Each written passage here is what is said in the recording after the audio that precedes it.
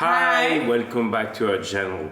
As a mother or father, how would you rate yourself parenting your children? Is it encouraging and proactive or discouraging and reactive? And secondly, it would be so interesting to know if you have younger children or teenagers, because have you ever heard parents speak about their teenagers? So why are we reflecting on such a question? Yeah, because as parents of teenager, we're often, unfortunately, a lot more critical, we repeat more, we nag more, and react to mistakes that lack the grace and the kindness we show to younger children. So stay with us until the end of the video, as we will share ways to be more proactive and encouraging with our teens. I vividly remember that as a teenager myself, when my parents pointed something out to me, I often saw it as nagging. They were trying to make me aware of some misbehavior, but sometimes my eyes just started to roll back in my head. A similar tone was also heard in the homes of my school friends, and sometimes we asked ourselves, do our parents not trust us to handle things? Later, I noticed the same pattern with friends we had with older kids or neighbors with teenagers, until we had teenagers of our own and realized how quickly we can fall in this very destructive pattern.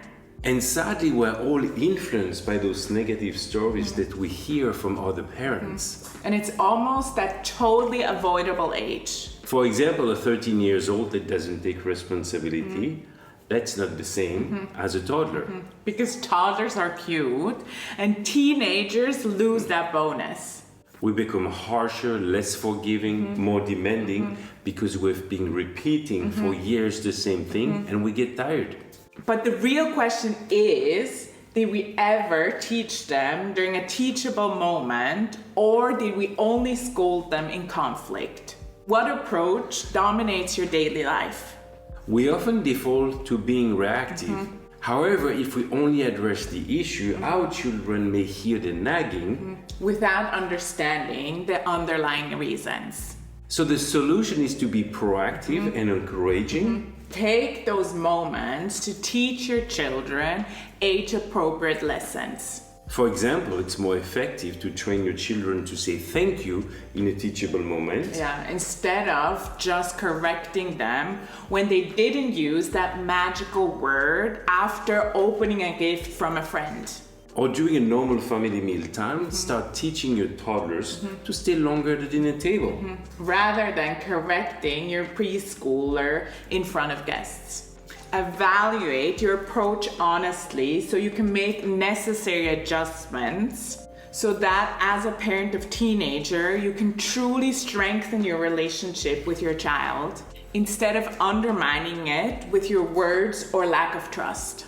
So let's challenge the social trend. Let's do it. Instead of complaining about our teenagers, let's praise them, support them, and expect the best of them. Plant the seeds today when your child is still young and observe how the fruit will multiply over the years. And if you already have teenagers and all this is new to you, there is hope. Pay attention to your tone. Think about what changes you want to implement and speak about it with your teenager, and then work on it gradually. Obviously, it will take time for your teenagers to trust you. But stay consistently with it so they can. So we have witnessed with many families, and that has been such an encouragement for us. And that's also our own experience, that it is possible to enjoy the teenager years. So let's challenge the social norm and encourage one another rather than dreading this phase. If you found this video encouraging, join us weekly for practical and life-giving insights on this beautiful journey called parenthood. Until then, bye.